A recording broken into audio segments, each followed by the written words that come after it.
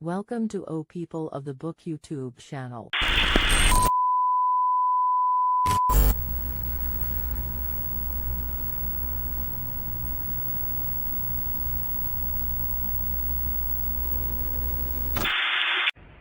الله أكبر الله أكبر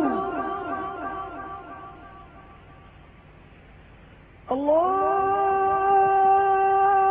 أكبر الله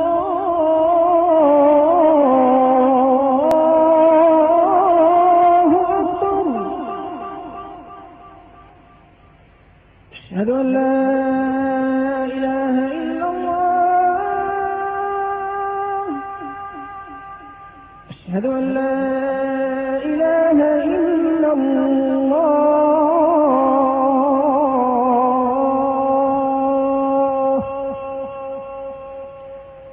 أشهد أن محمدا رسول الله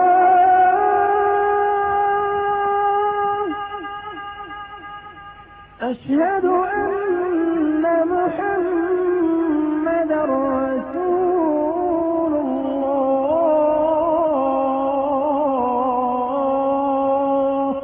Oh, people of the Book YouTube channel.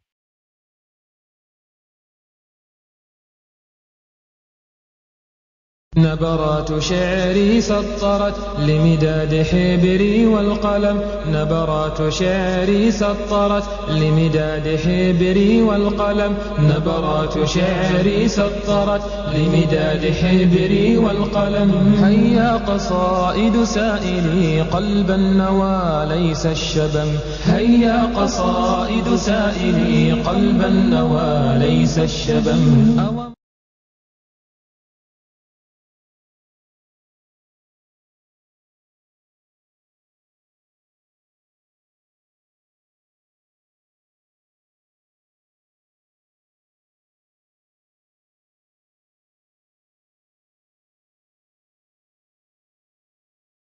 Isn't half a good husband better than nothing at all? A cry for the reinstatement of polygyny in some parts of the world. It might not seem like a good place to look for insights into how the financial crisis might play out in suburban Kent or rural Yorkshire. Sigrid Rousing, professor of collaborative anthropology at Cambridge University, says Central Asia and Russia have a lot to teach us.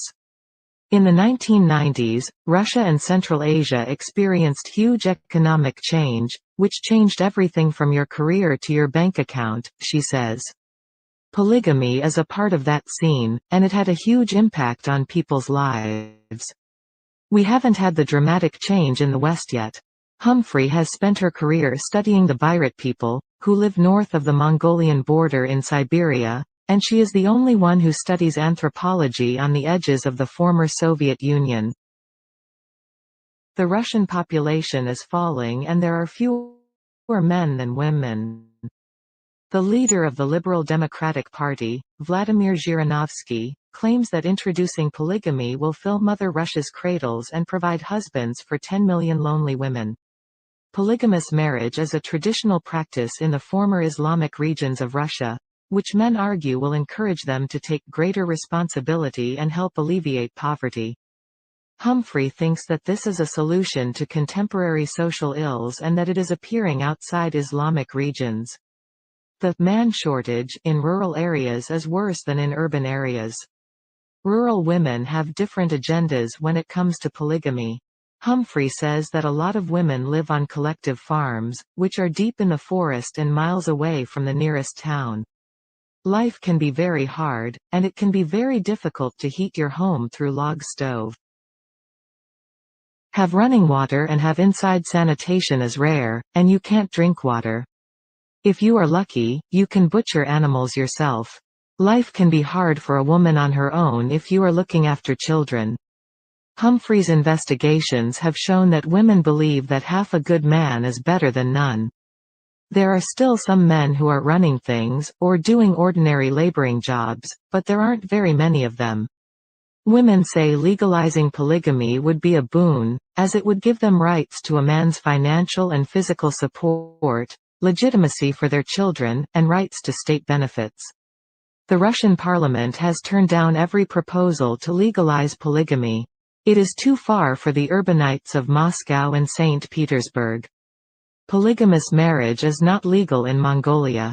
In Ulaanbaatar, the capital city, well-educated women are combining traditional and modern to create something that looks suspiciously like a form of polygamy. The first thing it starts with is the money. Successful families in the country are giving their daughters a good education instead of giving them traditional gifts. Their brothers have to leave school early to run the family business or manage the herds.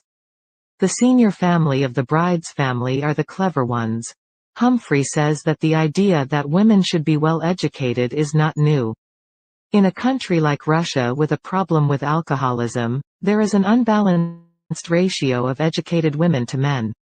They don't get married. They take a married man with a well-educated background who is also a secret lover. The children of the union are brought up by their mother and maternal family. It is accepted. Humphrey says that these women are among the elite of the society and are tremendously admired. They don't want to risk their independence if they were to marry a polygamous person. What does this mean for Russian and Central Asia marriages? Humphrey thinks that it's unlikely that polygamous marriage will ever be legal in Russia. Humphrey says that an insufficiency of men, educated women who want to realize themselves, rural women who want to protect themselves, all these things are going to give rise to arrangements like polygyny.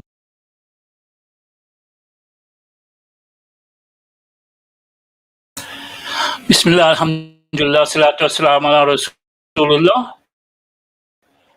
Oops, let me turn it off again.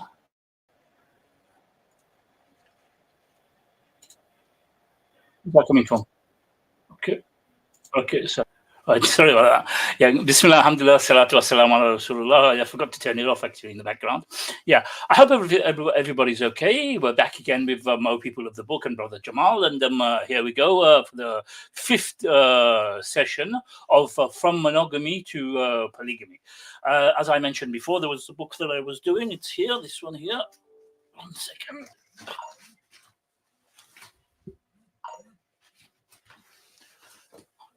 Yeah, this is the book that I'm doing. So for those of you who have it, for those of you who don't have it, I'll be going through the book and I'll be using it like, and I'll be going through other instances and other articles and everything.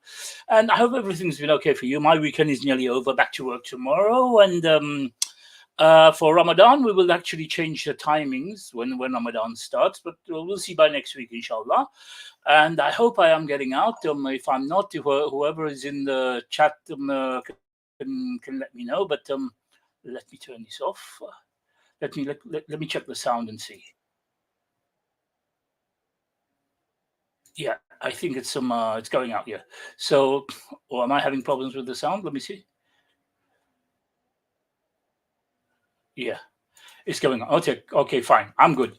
So let's go. Let's start anyway. So for this session, we have more in store for you. Like I said to you, we'll be going through the book From Monogamy to Polygamy, and we'll be going through other instances in the meantime, to kind of tie up to it. Now, a lot of our sisters tend to think that polygyny is something like, weird and like, came from somewhere or whatever. They cannot bring it into their lives or whatever. We have books that have been written, okay? Books that have been written by the Christians themselves. And there is a website called theologyontheweb.org.uk. And there is an article on there written called Polygamy and the Church in Africa by somebody called Mutengi. Julius Mutengi, Polygamy and the Church in Africa, Biblical, Historical, Practical Perspectives. Now, either I've read this last week, I can't remember, but even if I have, it's good to go through it anyway, just for a recap. And it says polygamy has been a persistent problem in Africa for Christian missions, who brought the Gospels to the continent. Much has been written on this subject, as evidenced by the existing bibliography of this article. Though polygamy has been a decisive issue, I need to take this stuff down because don't need to listen if I'm on air or not. Okay.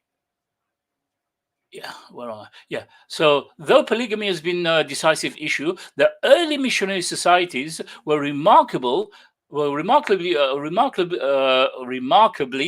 united on the common approach to polygamy. Since polygamy is biblical, is the biblical ideal of marriage. Now, from the Christian point of view, they're already telling you that the polygamy is the biblical ideal of marriage. The pioneering missions raised the barrier to any polygamist being baptized and admitted to the church, into the church membership, though the mission already welcomed them into the body of Christ. Since independence, much new thinking has taken place. As a result, the unified approach to polygamy of the early day is giving way to modifications. Yeah. Dr. Mutengi interacts with literature available, tracing the factors which led to polygamy, which among the Africans, the biblical data on which churches base their theological beliefs, the various churches on polygamy, both past and present. Now, let me give you a definition here, right? I usually mention this, yeah? Definition. The term polygamy comes from Greek, two words, meaning many marriages.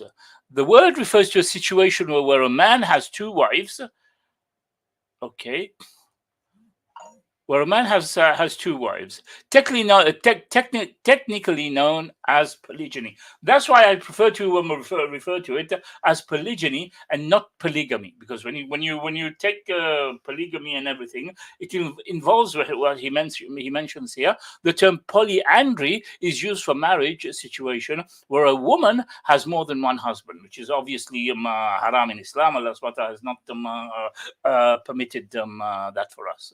Polygamy is widespread in Africa, while polyandry is almost foreign phenomenon. Normally, polygamy exists in two forms, namely simultaneous polygamy and successive polygamy. The former refers to a situation where polygamist is living with and supporting two or more wives. This is Islamic at the moment. This point now where we're going, this agrees with Islam. Is living and supporting two or more wives and their children. The latter situation is where the husband takes another wife who, in addition to his previous wife or wives. Gradually, the man is no longer living with his previous wives and finally deserts him or her. Now, that is not permissible in Islam. You don't marry a wife and then desert her and go to another. This is why polygyny was made permissible. So you don't leave the wives. And I've come across several cases where actually the husband wants to marry a younger woman or whatever, and he leaves the wife. He leaves the first wife. He leaves the first wife and goes off and takes a younger wife and whatever, and leaves the first wife to fend for herself. Okay. Now let's read something very interesting.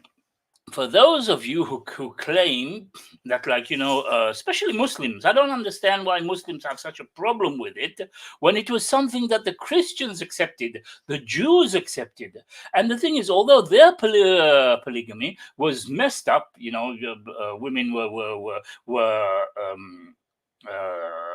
like a possession, yeah, women were oppressed.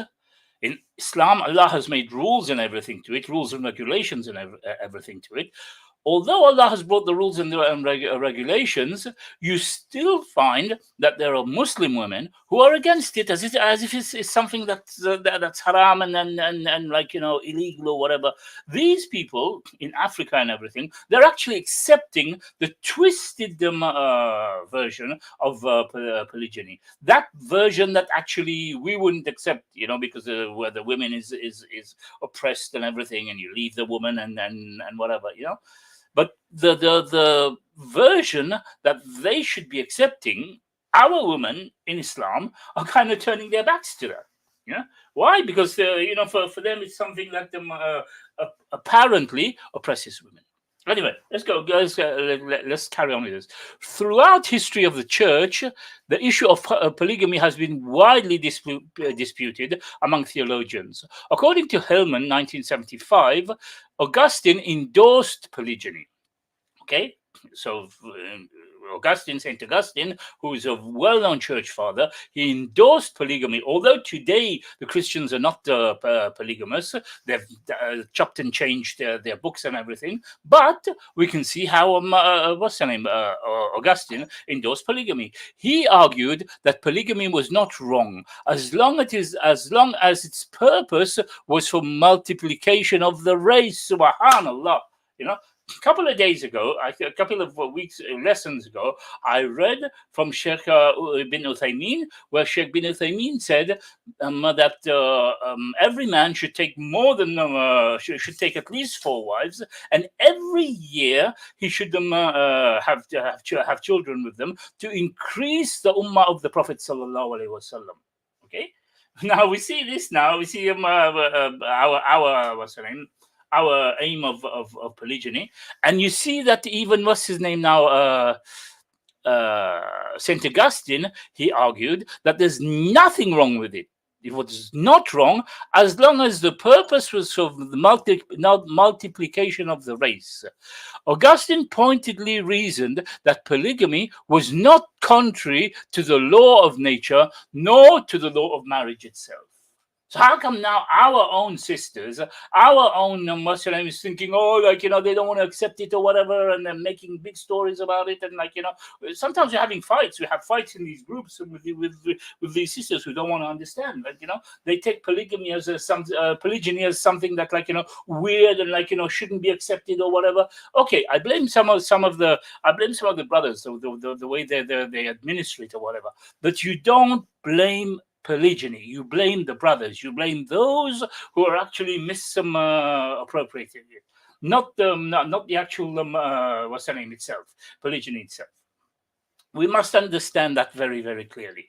Okay, and we can see that the church father is saying that it was not contrary to the law of nature nor to the law of marriage itself.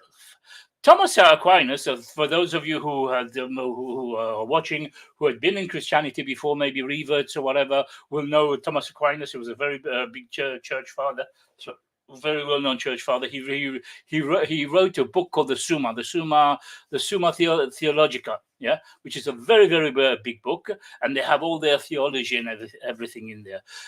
Thomas Aquinas, like Augustine, argued that on the basis of natural law, polygamy was not prohibited. So how come now you see them all the time on social media or whatever, you see them firing at us, your prophet had more than one wife, your prophet had more than one wife. Yet you can see that Thomas Aquinas, like Augustine, he said, argued on the basis of natural law that polygamy was not prohibited.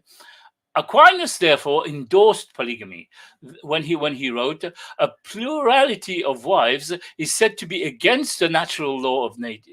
Is said to be against the natural law, not as regards to its precepts, but as regard to secondary precepts, which like conclusions are drawn from its first precepts. Since, however, human acts must need vary according to the various conditions of the person, time, and other circumstances, the aforesaid conclusion do not proceed with the first precept of the natural law, so as to be binding in all cases, but only in the majority. This is written by Hillman, 1975, page 181. Like Augustine, Aquinas strongly believes that the primary object and the purpose of marriage was to procreate and bring up children. Consequently, the purpose in question could legitimately be realized in polygamous situations. You see, so they're into increasing the ummah as well, and increasing their ummah. Yeah. just like we're supposed to be increasing the ummah, they're into that as well, and their own scholars and everything are actually pro that. Now, why is it that for us, when it comes to us, there's a lot of and everything, a lot of story about it, and when you propose polygamy to a woman, she runs like hell, doesn't want to know. Doesn't want to know, as if it's something that's taboo. Yet you got the Christians here who are actually endorsing it.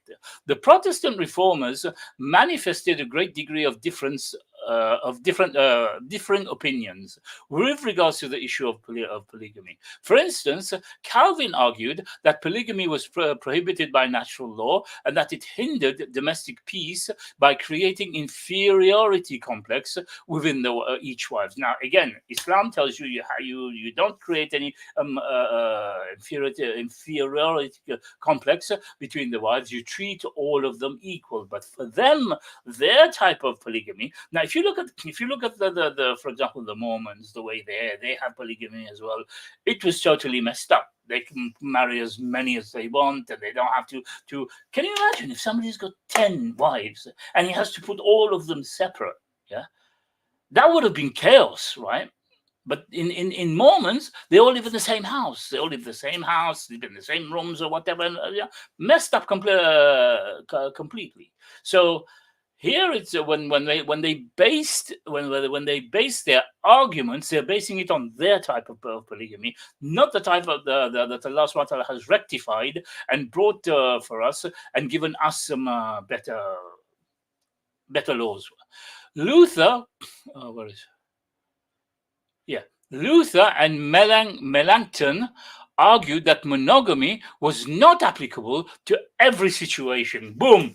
You see, monogamy was not applicable to every situation. So even monogamy had certain criteria. Had certain criteria to it, and that's the way the cookie crumbles. That's the way the cookie crumbles, as I say. Okay, they believed that the Mosaic law sanctioned polygamy. Luther, in particular, seems to have it both ways, as he claimed that the Christian was at liberty under the gospel to have more wives than one. Okay, so we can see now that, when these people are kind of saying that Islam, allows you to marry more than one wife or whatever, and this and that and the other, they do not know their own books, and they do not know what their own fathers, church fathers, are teaching. In contradistinction to the Reformers' view, except that of John Calvin, the Council of Trent strongly condemned. See, where does it get condemned now? In the Council of Trent. After so many years, for quite some time, there was little discussion on polygamy until the 19th century. Yeah, the era of worldwide missionary expansion. Like we read last week as well, when they went to Botswana, when they went to other countries as well, how they tried to change the laws and everything and regulations. So it only happened after the 19th century, where all the missionaries were going around conquering here and conquering there, and colonizing here and colonizing there. According to Harris, who's an author, 1953, Christian missions in Africa espoused a common view on the issue of polygamy.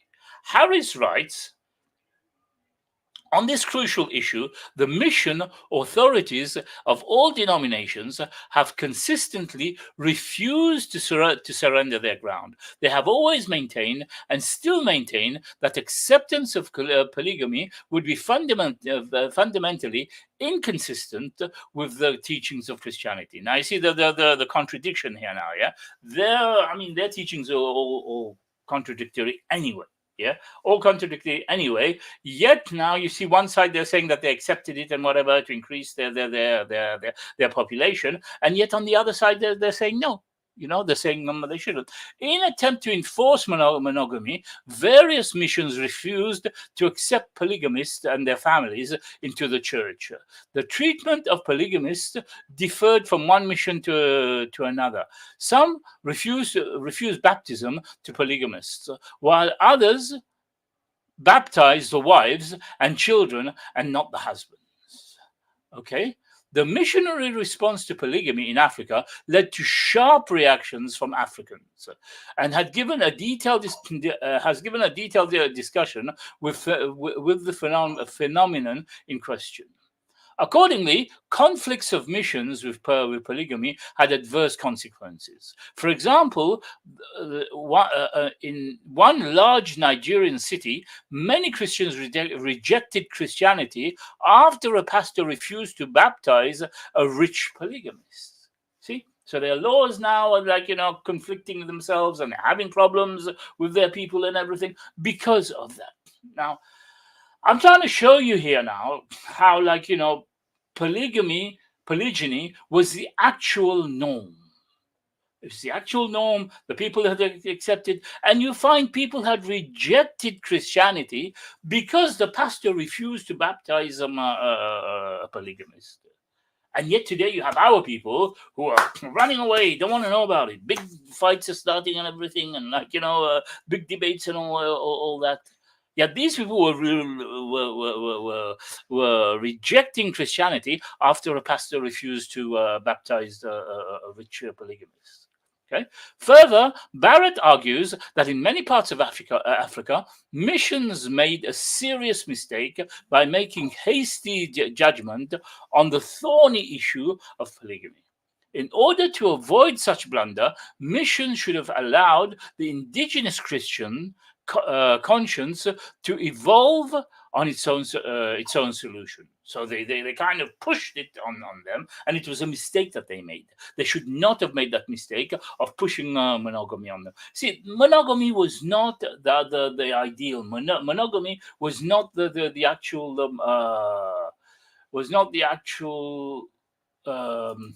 norm. Okay, so we can see that now. Okay, so let's go back and let's go back to this. Okay. Right. So, okay. So I'm trying to show you here, yeah, why in our community there has to be a debate about it. A lot of debate, don't like this fighting and everything that happens. Whereas these people, especially in Africa, there's so many regions that are still polygamous. Yeah. And they're saying that these colonialists made big mistakes in trying to kind of change these people's views. An interesting connection between the mission's response to polygamy and African reaction was evidence in the mushrooming of independent churches in Africa in the turn of the century, has given numerous examples of phenomenon in question. One example of polygamy among the African independent churches was Isaiah Shembe, Messiah of Nazarite Baptist Church in South Africa, who had 4 wives. Joshua Oshitelu, founder of the Aladura Church of the Lord, had 7 wives. Joanne Maranke, founder of the African Apostolic Church in Zambia and Zimbabwe, had 16 wives before he died. Okay, and tell me that Islam was the one who invented polygamy. Those people who many people have approached me and told me that one thing I cannot accept about Islam is you people are allowed to marry more than one. And look, here is actually giving you the proof. It's giving you the proof that this thing was there from a long time ago. Yeah. And it was the actual missionary who came to change things. Barrett, however, conceded that there were other factors involved for the issue of independence besides polygamy. He cited one example of a separatist group in Kenya where more than one issue was involved in their independence. However, he however strongly argued that missions in Africa interfered with African culture too much.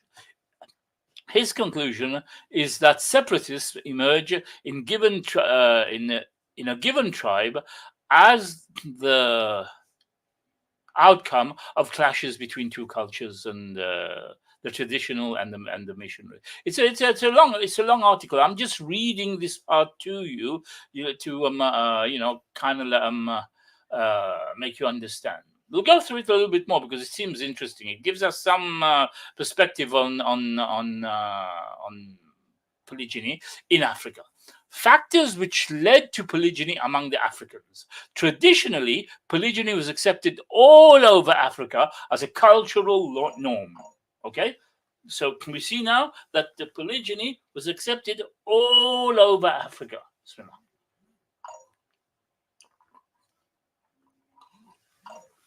And it's not me saying that. It's not me saying that. It's actually the book itself and written by an African himself. Okay. It was believed that the chief end of marriage was procreation. The more wives a man had, the more more would be his children, and the more children one had, the longer he would likely be remembered, long after his death. Interesting, very, very interesting. Because the Prophet ﷺ told us that we should keep company of the friends of our parents, of our father. Yeah. Why? Because he will be remembered. If he was a good man, then obviously he will. People will talk about him. People will always praise him and everything. And he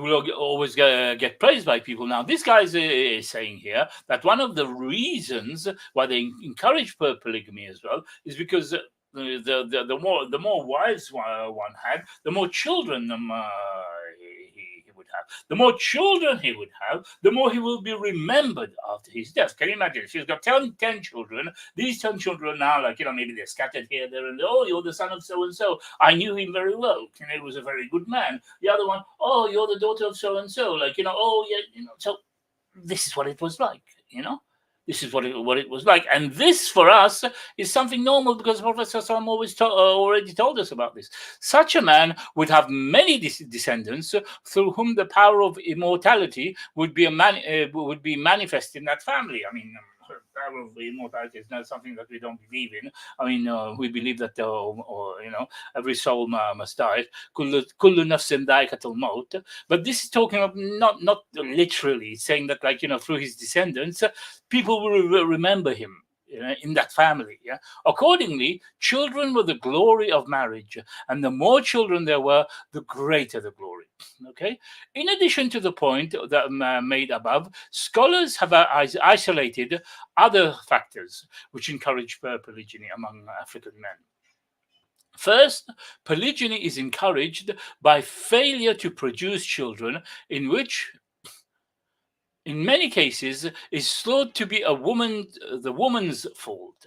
In such instances, a man decides to marry a second or third wife in order to remedy the situation. Now, Muslims have taken that as an excuse, okay, and added that to the reason why the reason a man can get another wife if his wife doesn't give birth. If there's something wrong with his wife. That's not from the Quran and Sunnah. That's not from the Quran and Sunnah. The Quran and Sunnah does not say that, if a woman doesn't give birth, then that allows a man to take another wife. Now, this is actually Christian belief. Whether she gives birth, whether she doesn't give birth, whichever way, the man takes him. He's been given the permission by Allah to take another wife. Okay, so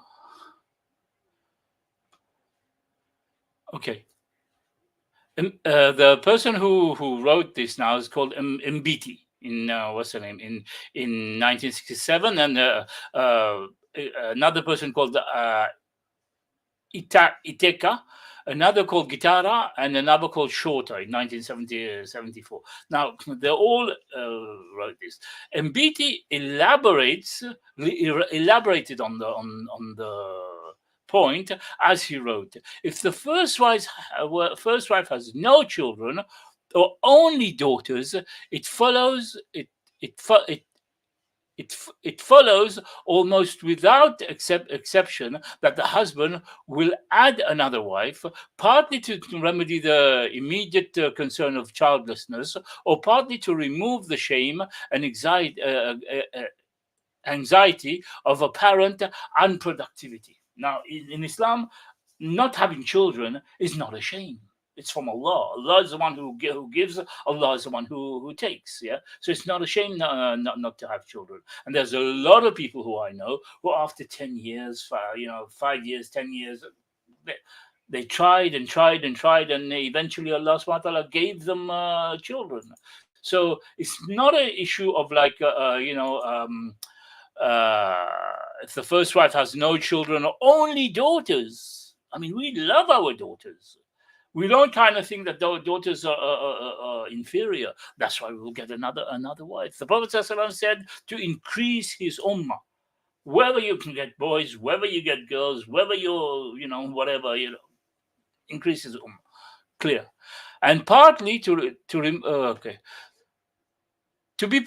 be productive in the term of having children is one of the essential attributes of being a mature human being. The more productive a person is, the more he contributes to the existence of a society at large. Okay? So I hope this is making it clear. For some people who it still hasn't entered the head yet. You can download this book or article or whatever it is. Okay, from a traditional African or Kenyan point of view, barrenness is a tragedy and that threatens both the family and family life as well as its future. Okay, now that's not Islamic. Islam doesn't believe in that. Okay, Allah subhanahu wa ta'ala is the one who gives children, and nobody can do anything about that. Second, polygamy is motivated by desire to secure alliances with good families. And this is what the Prophet ﷺ taught, and obviously this is what he done. Yeah, what he done was like, he married the people because of the Bismillah.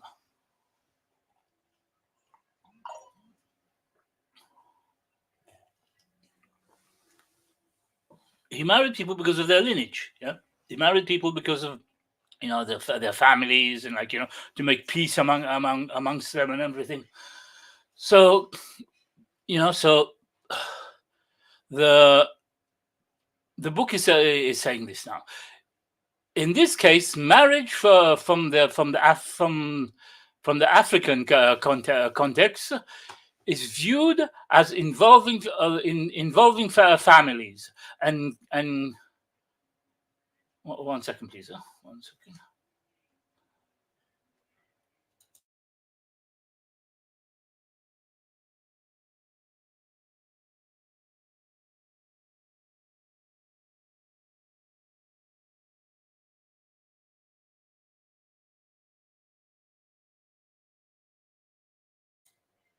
Yeah, sorry. Okay, so third, the 1 second.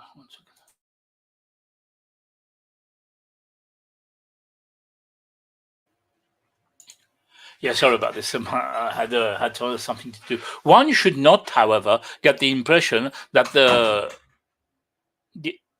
discrepancy mentioned above is the only factor involved.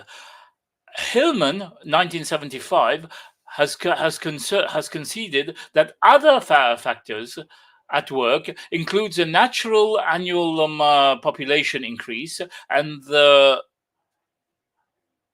relatively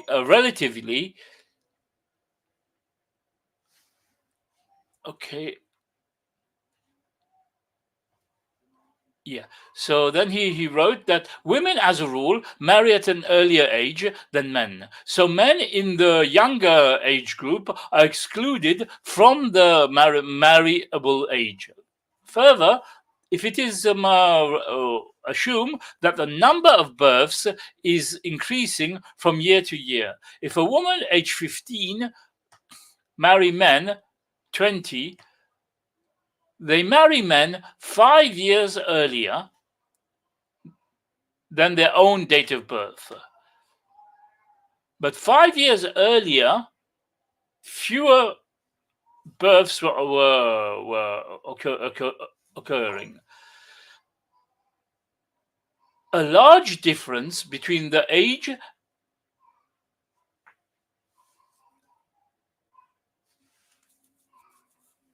sorry, I'm having some headache.